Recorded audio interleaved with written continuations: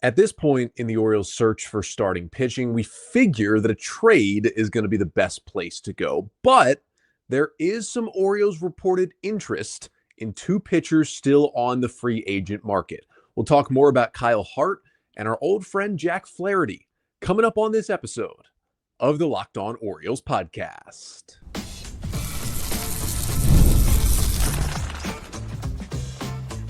You are Locked On Orioles, your daily Baltimore Orioles podcast.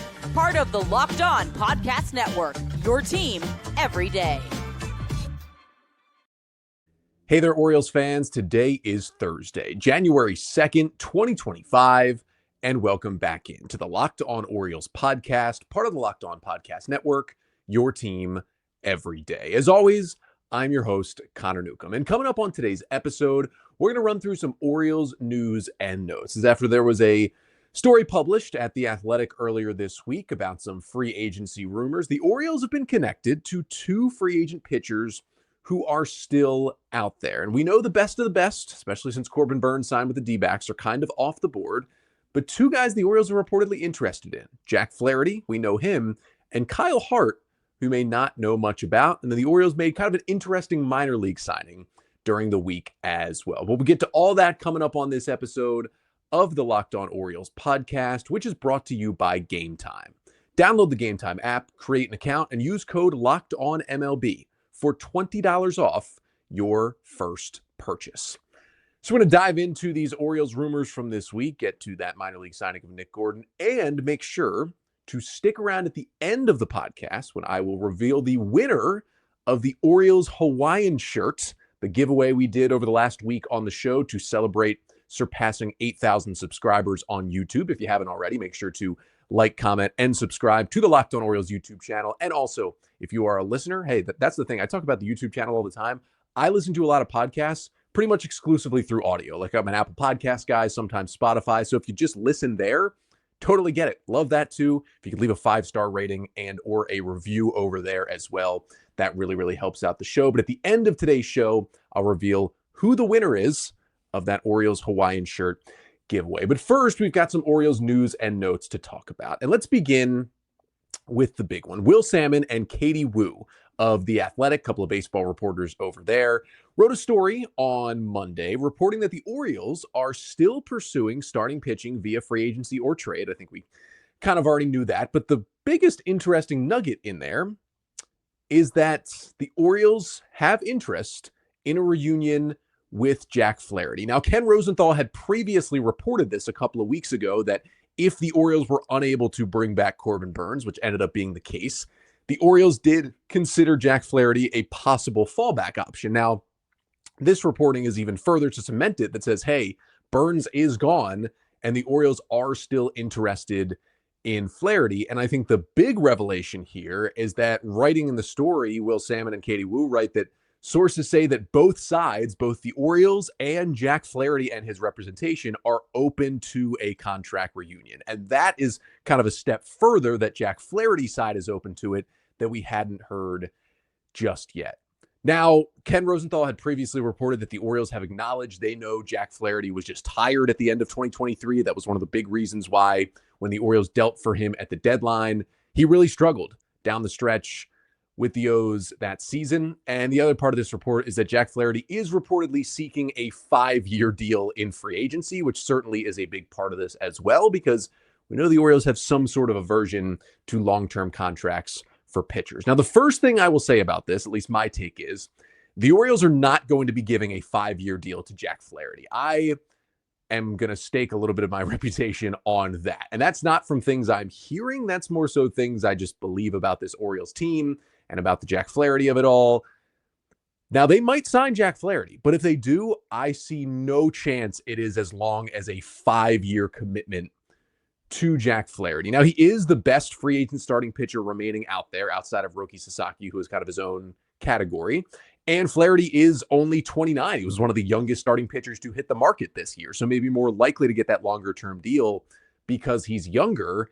But I just don't see the Orioles giving out 5 years to any pitcher at this point, and especially not Flaherty. And my other thoughts on this, and again, this is not reporting by me, this is just what I see in the situation and from a few things I've heard, I am not convinced that both sides would truly be interested in a reunion here because Flaherty obviously was not good for the Orioles. I don't think it's crazy to say that. He had a 6.75 ERA in 34 and a third innings down the stretch with the O's in 2023, lost a rotation spot, was basically the mop-up long reliever by the end of the year when he was on the postseason roster. That is not what the Orioles envisioned when they got him from the Cardinals at the deadline. Now, luckily, the Orioles didn't give up a whole lot in that trade, so it's not like you're thinking, oh, they got all these prospects for a half season of a bad pitcher. It ended up being just kind of a wash on both sides at this point. Drew Roms had surgery, and Cesar Prieto still hasn't gotten to the big leagues, and Zach Showalter is the best prospect the Orioles gave up. He's got his own issues. I think one day he'll probably be a big league reliever, but that's about it from that deal. So you look at this, and and the Orioles are right about Flaherty being worn down in 2023. Like, he threw 144 innings that year between the Orioles and the Cardinals. He had not thrown more than 78 innings in each of the previous 3 years. So almost doubled his high innings count from the previous 3 seasons because he had had all the shoulder issues the last 3 years and was finally healthy again in 2023. His body just was not ramped up enough to basically double his innings count coming off the shoulder issue. And also, there seemed to be, from things I've heard from inside of the clubhouse, just not the best relationship between Flaherty and Chris Holt, who was the Orioles pitching coach at the time. Now, Holt was kind of moved back to more of a minor league role last year, and now he's no longer with the organization at all. Holt's been hired by the Red Sox to be their bullpen coach for 2025. And that seemed to be the main source of conflict in that Orioles clubhouse with Flaherty was with Chris Holt. So he is gone. So that's maybe one of the things that makes both sides more open to a reunion at this point. And some of it was just Flaherty was run down. He was pitching poorly. That generally doesn't add to perfect relationships across the board in a clubhouse. I don't think it's anything against the Orioles. I don't think it's anything against Jack Flaherty as a person. It just, he expected more from himself. The Orioles expected more from him, and neither side got what they wanted. Plus, a little bit of a dust up with one certain person, and it just can lead to things going really downhill. And I think it's good that the Orioles see that, and I think it's good that seemingly Flaherty kind of sees that for what it was back in 2023. But in the same way that, hey, they're all human, so things like that will happen when things are not going well with Flaherty. It's also, and we talked about this a lot with Corbin Burnes signing with Arizona, like, he is a human. He is not just a baseball robot. A big part of Burnes signing in Arizona was his family lives there. He's got 2 newborn twins. He wanted to be with his family year round, and he sought out a deal with the Diamondbacks, and he got it because he is a human being. And that comes into play here too, not just with Jack Flaherty being a human, but also members of the Orioles clubhouse, members of the Orioles front office being human, and just seeing how it went down, even if everyone's moved past it at this point, which I would think they have if they're open to this reunion. It's just hard to see it working out and everyone being on board. Like, I feel personally, it might be best for both sides to just avoid this. There are 29 other teams Jack Flaherty could sign with. It just feels like it's best for both sides to not pursue this strongly. And I think if Flaherty really wants a 5-year deal, the Orioles aren't going to be in that shop anyway. But I don't know. Let's say both sides have truly moved past it and they are really open to this reunion. I don't think a 5-year deal. The free agent matrix from John Becker, the projection there was 4 years, $88 million. I think if he were willing to take a 3-year deal, that is when the Orioles would potentially come into play. And he is finally at least mostly healthy. He did miss 1 start in July with the Tigers last year with a lower back issue, got a couple of injections, missed like 10 days, but never went on the injured list, came back healthy, ended up getting traded to the Dodgers at the deadline. And the other thing about it is, like, Flaherty looked like a completely different pitcher once he finally got healthy last year.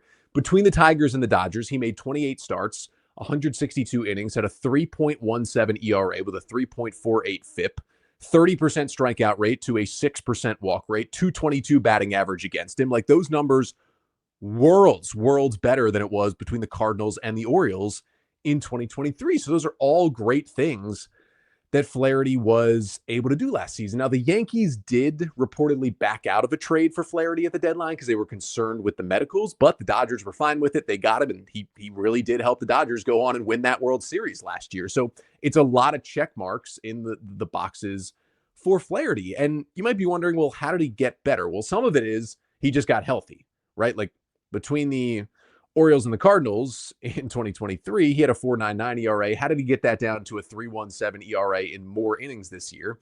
Getting healthy was the number one thing. Now, his fastball velocity barely ticked up. It was still like 93.5. The shape got a little better, though. The big change was he got his breaking balls back. The bread and butter had always been the curveball and the slider for Jack Flaherty when he was dominant in his younger days when he first came up with the Cardinals, and he got those pitches back last year. In 2023, with the Cardinals and Orioles, opponents hit .339 with a 26% whiff rate against his slider. That batting average dropped to .222 and jumped to a 36% swing and miss rate against his slider this year. It was just a completely different pitch. And the curveball, which was still, to be fair, his best pitch in 2023, got much better in 2024. It wasn't exactly a negative on him last year, but it became a super positive this year. Opponents hit just 164 against his curveball with a 44% swing and miss rate. It was his best stuff plus offering, and a StatCast run value on the pitch of plus 12 made it the second best curveball among all starters in Major League Baseball. Only Zach Gallen of the Diamondbacks had a better curveball by StatCast run value than Jack Flaherty in 2024. So the stuff was really, really playing up. And he also had that cutter that he threw with the Orioles as well. That pitch got hit at a .318 batting average last year. He ditched the cutter completely, basically didn't throw it at all this season with Detroit and Los Angeles. And that seemed to work out well because it was a pitch that was getting hit.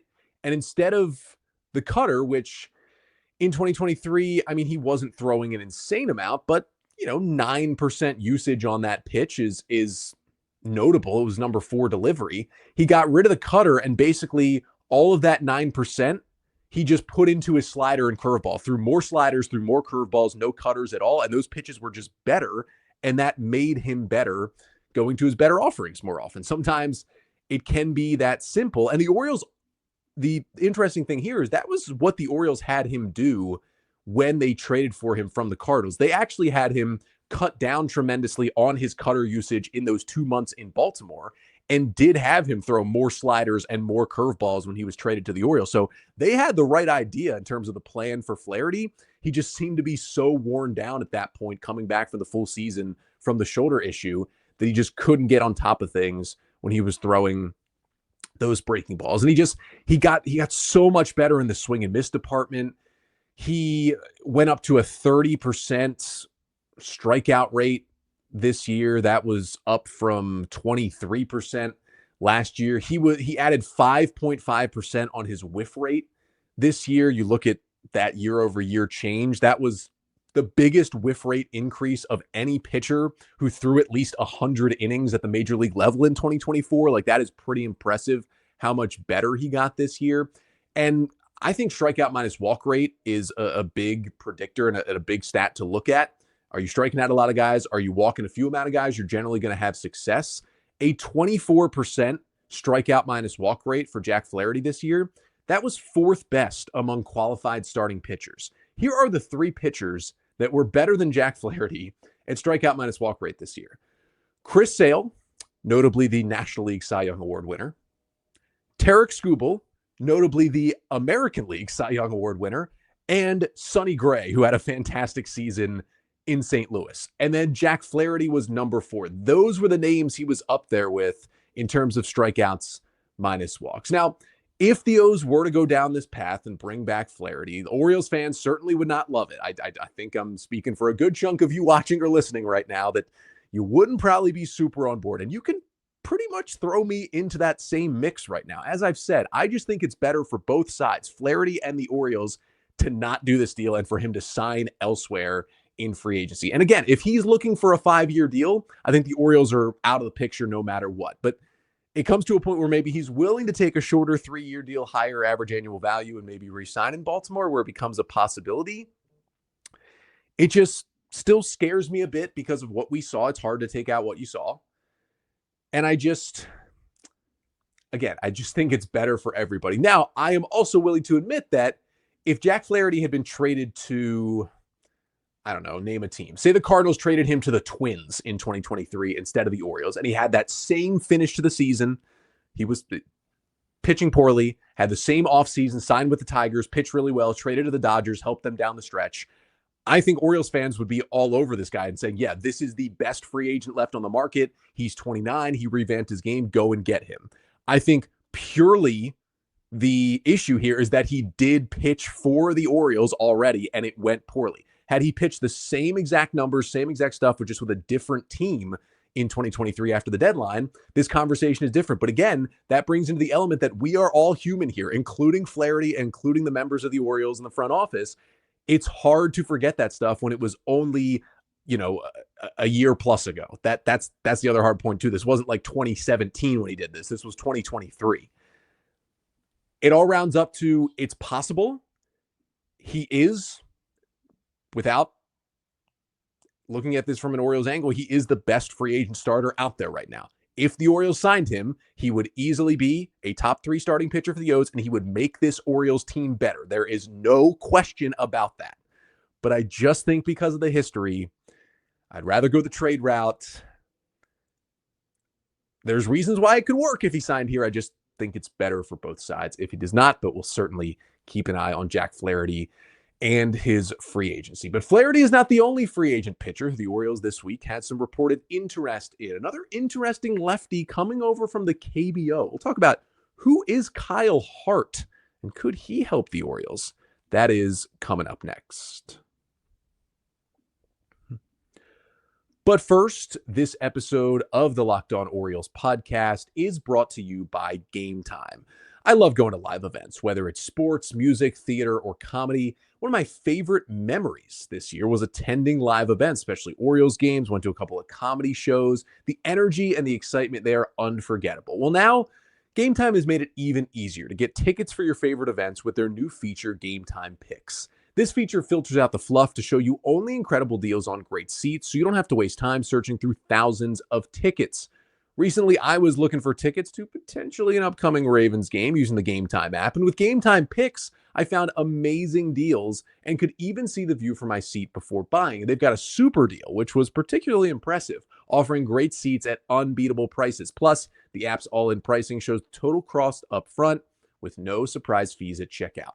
So take the guesswork out of buying tickets with Game Time. Download the Game Time app, create an account, and use code LOCKEDONMLB for $20 off your first purchase. Terms apply. Again, create an account and redeem code LOCKEDONMLB. That's LOCKEDONMLB for $20 off.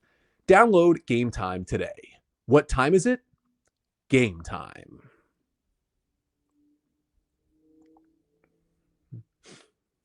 So for the Orioles, Jack Flaherty, not the only starting pitcher that they had some reported interest in earlier this week. We also had an interesting part of that same story written by Will Salmon and Katie Wu in The Athletic, that the Orioles are one of 5 teams right now showing interest in free agent left-handed pitcher Kyle Hart. It is the Orioles along with the Yankees, Brewers, Twins, and Astros, which is a nice group to be in because those are all playoff or playoff level teams looking to add some interesting pitching. Now, the report says some teams see Kyle Hart as a starter right now. Others see him more as a swingman or a multi-inning reliever at the big league level. So let's first answer the question, who is Kyle Hart? Because even if you're an MLB sicko like me, you might say, Kyle Hart, I don't remember that being a player who played in Major League Baseball last year. Well, if you ever saw him pitch in Major League Baseball, it would have had to have been in 4 specific games in the Boston Red Sox shortened 2020 season, because that is the only time Kyle Hart has pitched in the big leagues. He debuted with the Red Sox in 2020, 4 appearances, 3 starts, 11 innings. He allowed 19 earned runs in 11 innings. That is a 15.55 ERA in his major league debut. He was a 19th round pick by the Red Sox out of Indiana in 2016. Made it to the majors, as I mentioned, in 2020. Didn't go well, and he never got back to MLB. Spent the next couple of years in AAA, was released by the Red Sox after 2022. He was picked up by both the Phillies and the Mariners and pitched for them in AAA in 2023, but also did not debut back into the big leagues. And last offseason, he decided to take a different path. Instead of looking for another minor league deal and trying to fight to the big leagues, he got some interest from the KBO over in Korea, and the NC Dinos, one of the best organizations over there, ended up signing Kyle Hart to a 1-year deal to come pitch in Korea. And let me tell you, it went incredibly about as well as it could have gone for Hart in Korea this year. He stayed healthy all season, made 26 starts for the NC Dinos, and posted a 2.69 ERA in 157 innings of work.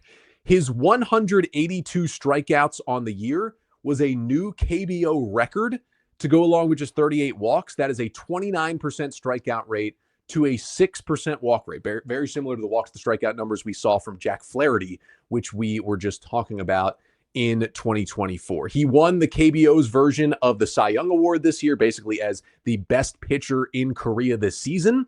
And while it was only 1 year, he's trying to turn that into a major league deal in the States. And it seems like that is going to happen. He has enough interest to finally get a major league deal to come pitch in the big leagues. Now, Eric Longenhagen, the prospects writer at FanGraphs, has written a lot about him so far and said that when Hart was in AAA with the Red Sox and the Mariners before he went over to Korea, he was kind of a slider-heavy pitcher. That was at times his most used pitch. And he also really threw like a harder slider. It was categorized as a cutter. If you look at, I'm looking at his numbers right now from 2023 in AAA with the Mariners, it was a sinker 32% of the time and then a cutter that was 28% of the time, but that cutter was 85 miles an hour. It was basically a slider. That was his slider that he was throwing, and he was throwing it a lot, but opponents were hitting 338 against it and were hitting 347 against his sinker. What he was throwing up there was not exactly working super well. Now, it wasn't a lot of extra base hits, and the hard hit percentages, was like 30% on that slider. So it was still a good offering, but his other stuff was working better. And that includes his changeup. And that, I think, is the bread and butter pitch for Kyle Hart. He threw his changeup 19% of the time in AAA in 2023.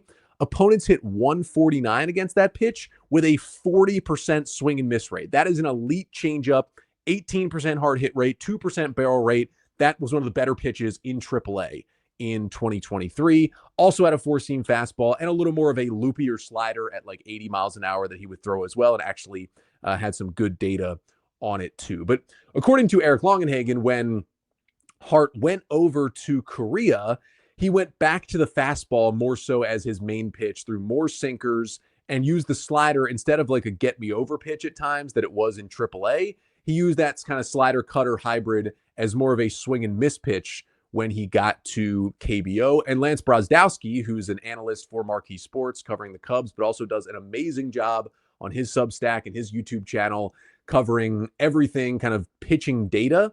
He wrote about this offseason how the changeup is the pitch that really sets Hart apart. And he had some data from KBO that basically Hart was a three-pitch pitcher because he really didn't throw his four-seamer in KBO, and his slider and cutter basically became one slider in KBO. So he threw his sinker 47% of the time. It was about 91 miles an hour, but was up to 93, 94 at times. Didn't get a lot of swing and miss on that pitch. He threw it for strikes. He would get some ground balls. Then his slider, he threw 29% of the time. It was kind of the hybrid of his cutter. His cutter was 85. His slider was 80 when he was in AAA. This year, it was just a slider at 83. So he kind of split the difference, got a little more sweep on that pitch. It was in the strike zone 63% of the time, including to Brozdowski's data, which is pretty impressive, and a 28% swing and miss rate. And then there is the changeup, still his number 3 pitch, threw it 19% of the time. That was basically his usage in AAA last year. 82 miles an hour on that changeup. Solid amount of arm side run, not a lot, but a 39% swing and miss rate. That was the big whiff pitch, especially against righties. And that is how the lefty Kyle Hart has been able to get righties out when he does. Now, he's a little older coming back from KBO, right? He just turned 32 back in November and has a big, tall, lanky, 6'5" left-hander. And you can kind of get that interesting delivery that provides some deception from Kyle Hart. He's just kind of an interesting pitcher to bring over. Now, the free agent matrix from John Becker at FanGraphs, the contract prediction is a 2-year, $14 million deal for Kyle Hart, which means he would be pretty cheap. And I would absolutely sign him for that. Now, the word on the street is he's looking for 3 years and maybe even 4 years from a big league team. We'll see if that ends up being the case. But if they can get him for somewhat cheap, I would sign him for that. He has minor league options, so it makes him flexible if it doesn't work out at the moment. There are questions like, is he the next Eric Fetty, who won the KBO MVP, came over, was great for the White Sox, and was dealt to the Cardinals at the deadline this year? Could Hart be the same thing? It's more of a soft-tossing lefty approach than Fetty, who was a little bit harder throwing righty when he came back. And Fetty, although he wasn't a great big league pitcher, had a much longer track record and success in the majors with the Nationals before he went over to KBO and then came back. Kyle Hart pitched in 4 big league games in 2020 and didn't go so well before he went over there. So there are certainly some question marks. And this would not be a guy, if the Orioles did sign him, where it's like, hey, here's our new number 3 starter. We're expecting a 2.6 ERA in the States, just like you had in KBO. It would be a little more of a project signing, but also the nice part is maybe the Orioles see him as more of a reliever, and maybe he could be a guy who could start some games for you, could be in relief. Basically the 2025 version of what Albert Suarez came over and gave you. If he could be lefty Albert Suarez, it could be quite the signing that the Orioles could go and get. So just another interesting arm to think about this offseason. But one more piece of news to get to when we come back. Orioles made an interesting minor league signing of a major league veteran, and we'll reveal the winner of our Hawaiian shirt giveaway. That is coming up next. But first, this episode of the Locked On Orioles podcast is also brought to you by FanDuel. The NFL playoffs are almost here, but it's not too late to get in on the regular season action with FanDuel, America's #1 sportsbook. Because right now, new customers can finish the season strong with $250 in bonus bets if your first $5 bet wins. FanDuel has so many ways for you to pick up a W. You can bet on which players will score a touchdown and how many points each team will score. It can be thrilling. So just visit FanDuel.com to join today. That is FanDuel.com for your chance at $250 in bonus bets. Make every moment more with FanDuel, an official sportsbook partner of the NFL.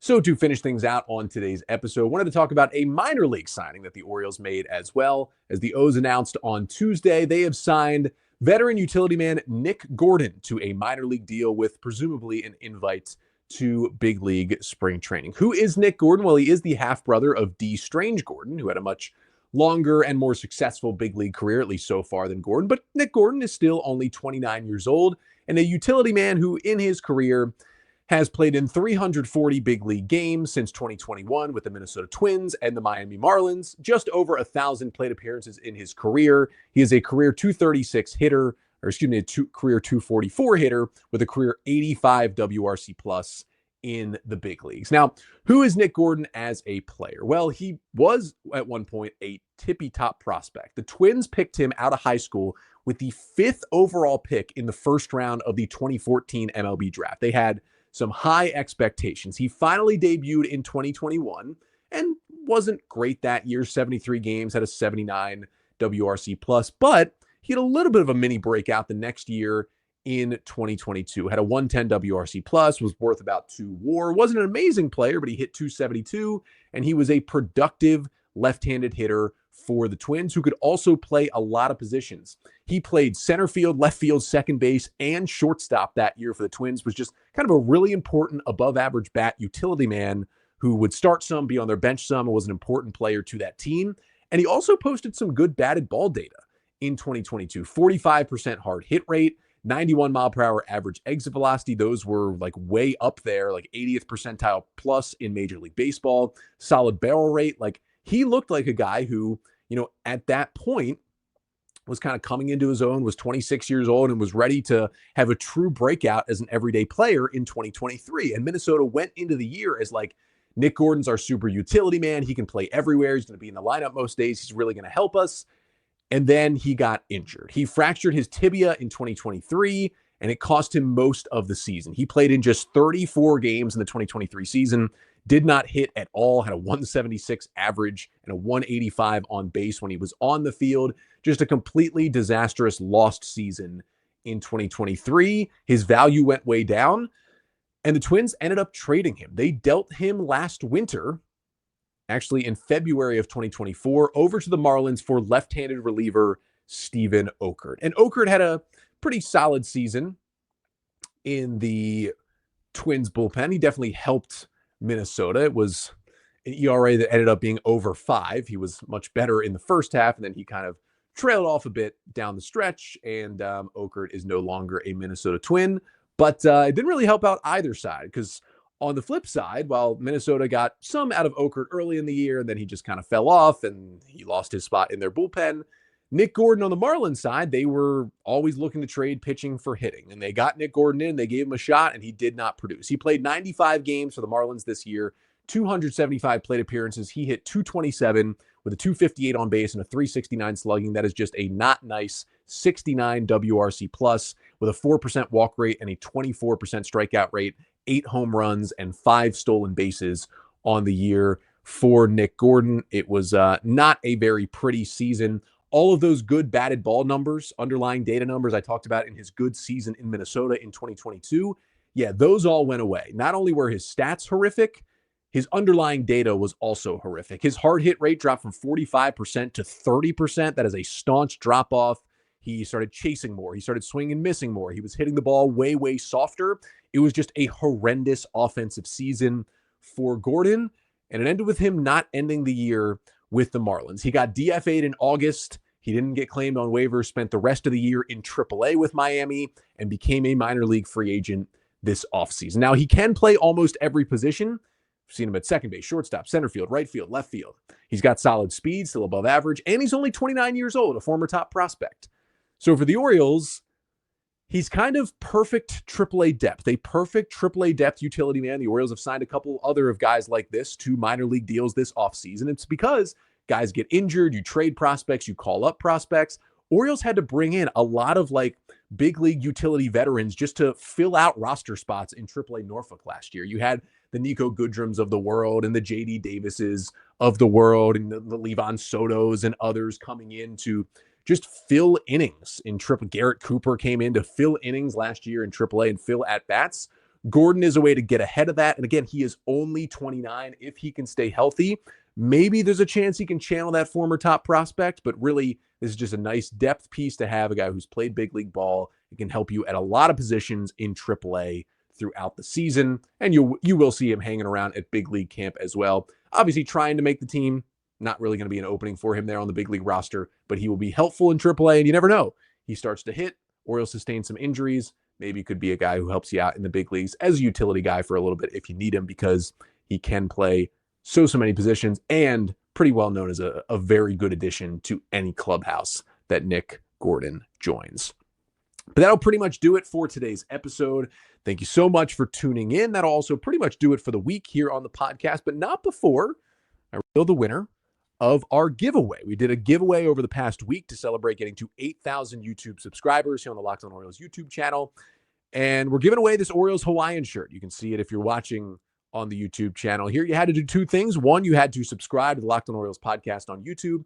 And 2, you had to leave a comment in the YouTube comment section over the last few videos telling me what your favorite Orioles moment was of 2024. Got over 300 submissions to this one and randomly selected our winner. And congratulations to JP on YouTube. The YouTube username is JP-UR9HF. And JP writes, quote, "My favorite moment was seeing James McCann gut it out in heroic fashion with a broken nose, catching the doubleheader game. It was must-watch TV." JP, that was a sentiment shared by many, that James McCann taking that fastball to the nose and somehow staying in that game. I talked about it with Paul Mancano on our Friday episode when we drafted our favorite Orioles things from 2024. Make sure to check that one out. That was a really cool moment. We wish James McCann the best. He is still a free agent, but because the Orioles have already signed Gary Sanchez to a 1-year deal to be their backup catcher, most likely McCann will not be back and will be signing elsewhere this offseason. But what a cool moment that was for him as the Orioles backup catcher. And a doubleheader, no less. I mean, he knew that he didn't want Adley Rutschman catching 18 innings in one day. It was in the first inning of game 1 of a doubleheader. He gets hit in the nose like that and stays in and catches the entire game. Just phenomenal stuff, honestly, from James McCann and JP. Great answer. And JP, you are the winner again of the Orioles Hawaiian shirt. JP, shoot me an email, lockedonorioles@gmail.com. Again, that is lockedonorioles@gmail.com. And we will get this Hawaiian shirt sent out to you. And if anyone has questions, comments, whatever about the show, you can also email them to me at lockedonorioles@gmail.com. Unless the Orioles make another move this week, that'll be it for this week on the podcast. We will be back on Monday. But until then, Happy New Year. And this has been the Locked On Orioles podcast, part of the Locked On Podcast Network. Your team every day.